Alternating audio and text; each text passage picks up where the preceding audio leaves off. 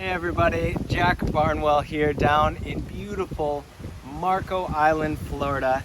Thought it'd be kind of fun today to tour you guys through a tropical Marco Island landscape. This is one that I designed and built a few years ago, and for those of you that aren't down in Southwest Florida and are in the Northland or in some other country, thought it'd be kind of fun to show you through some of the plants and some of the things that we use down here for hedges and for screening and landscaping, and all the same design elements that we use everywhere, but that are Southwest Florida style. This one's pretty cool, so this should be a pretty fun little tour. So let's dive in here. So right off the bat, right off the driveway here, this is what's called a tip lot in Marco Island. Marco Island was developed with all kinds of canals, so almost everybody's on the water in Marco Island. And this is at the end of a cul-de-sac, so this particular property is a tip lot. We built these little walls here just to elevate this up and present this little flower bed a little bit nicer here. And then during the process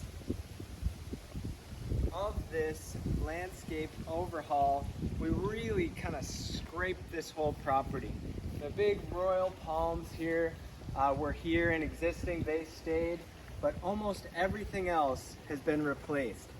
So we tore out all the existing St. Augustine grass and replaced it with this. This is called zoysia. Really nice soft grass there, quite beautiful. Put this little fountain in and incorporated it into this little walkway, kind of a little walkway through the landscape here. And soon, in another couple of weeks, the team and I are going to come in, add some neat bromeliads and stuff into this little rock garden right through here. Another cool element of this landscape that I really like is this stone edge. So it just really gives a cool contrast to these Indian hawthorn, the ixoras, some nice kind of tiered hedging there. And instead of having a planting here, we elected to go with a really beautiful Mexican pebble blue stone as that border there. And it really looks sharp, especially at night under some lighting and everything. As you can see, this property is right on the water. So we did just go through Hurricane Ian not too long ago now. And so some elements of the landscape took kind of a beating. The water level was up into here.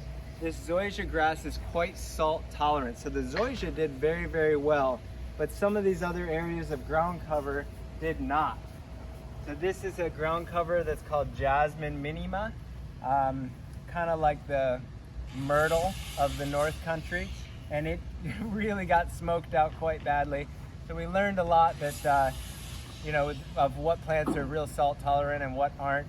And this one is trying to kind of come back. There is some new growth on it and everything here, but this whole side of the landscape, this whole corner really, we're re-envisioning and redesigning and refreshing. This hedge here, beautiful big hedge. Look at this, probably at least 12, 14 feet tall down along the property line here. This is called podocarpus. And podocarpus is a great screening hedge, evergreen hedge that can be kept very thin. So it's a great hedge for the property line here. Really tall, very thick. I really like using podocarpus a lot for property line hedging like that. Out along the pool lanai, this is a real classic Florida style. The pool cage or the pool lanai area keeps all the bugs and everything out of there. So you can have a nice entertaining space, little outdoor kitchen and stuff on the water, but be out of the bugs. And this is a pretty simple landscape on the water side here. We did add these flagstone pieces in to get this walkway along through here, kind of through the garden. And all these gardens are mostly annual flowers that we put in for the winter time. And you probably recognize a lot of these annuals as summer annuals up north with some of these beautiful supertunias, salvia, coleus. We like to play around with a lot of these beautiful proven winners on this property to trial and see what works really, really well. And then we know if they do well down here in the winter, they're gonna thrive and do great for us up north in the summertime.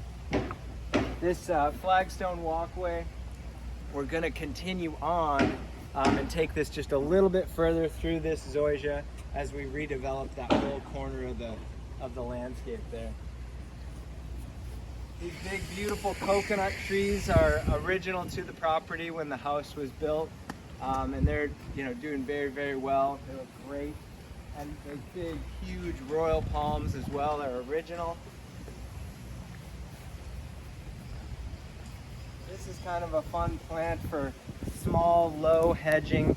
This is Taiwanese ixora, a dwarf ixora.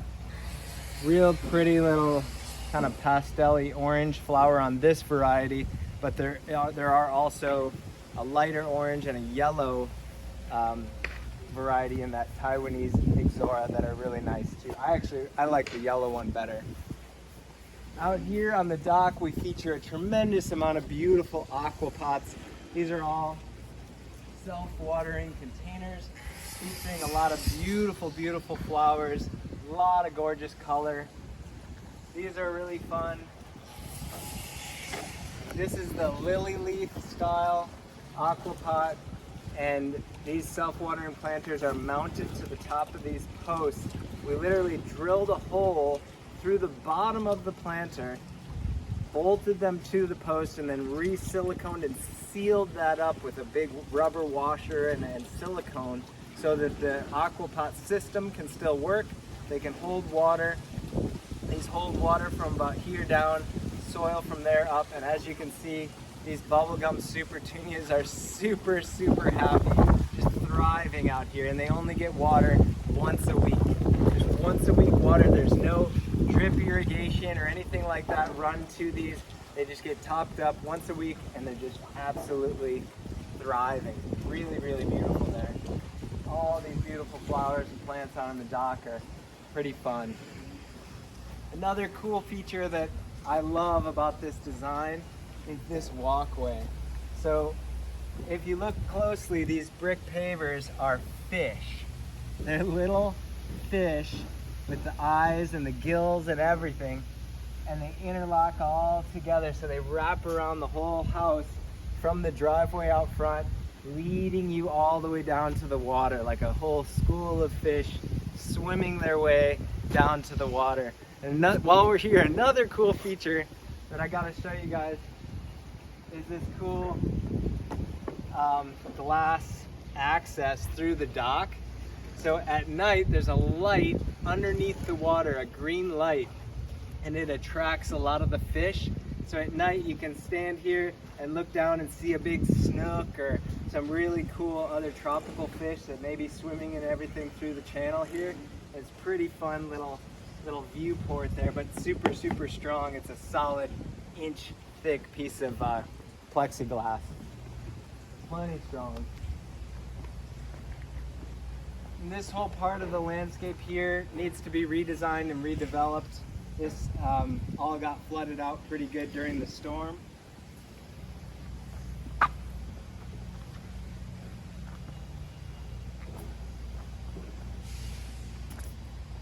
Nice to see some of these annuals just thriving right now.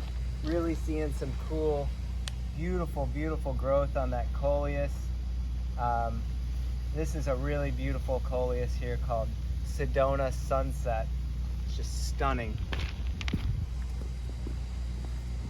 Super nice. And when we first dove into this landscape to redesign all of this, these little teeny eyebrow walls weren't here at all. It was just sort of a big slope of lawn. There was no walkway at all around the house. It was just grass. It was really quite dated and plain. And so adding this walkway and these little tiered walls to be able to feature some flowers and some plants is really pretty cool. This is bringing a little bit of my northern design down here to Florida. I've got to throw some rock walls in. anywhere I possibly can and force in some elevation, you know, changes and things like that. This palm tree here, this is called a Christmas palm, and this is what we call a triple Christmas palm because it's got the 3 stems on it. And this guy, when I planted it right here, was probably only as tall as I am, or a little taller than me. And the design or the intention of putting it right here was really for now. I wanted it to get to this height and start arcing over this walkway and make a really cool little transition between the water side of the property here and this other, you know, side of the house. So it's doing what it was supposed to do. It's really very, very healthy little palm there. It looks great. Some gorgeous pots over here on this side. As you can see, some of this plant material, all these are self-watering aqua pots, really just thriving. A little bit of cleanup, you know, and trimming always needed, but beautiful, healthy planting there. Got a couple of citrus trees over here that are doing quite well. They just got pruned back pretty hard, but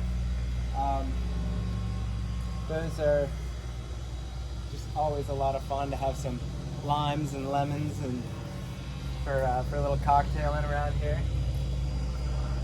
This is another fun plant. This is called cordyline. This particular variety is called ruby cordyline.